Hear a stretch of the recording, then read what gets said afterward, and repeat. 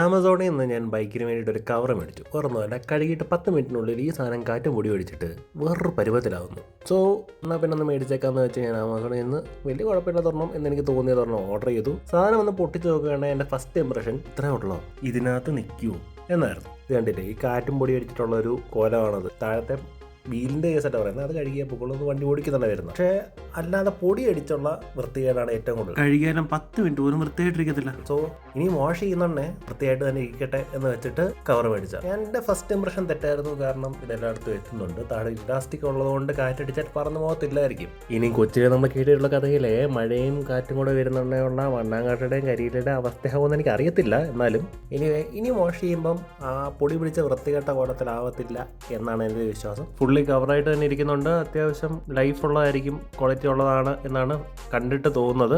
എന്തായാലും ലിങ്ക് ഡിസ്ക്രിപ്ഷനിൽ കൊടുത്തേക്കാൻ താല്പര്യമുള്ളവരുണ്ടെങ്കിൽ വാങ്ങിക്കുക. See you in the next video. By.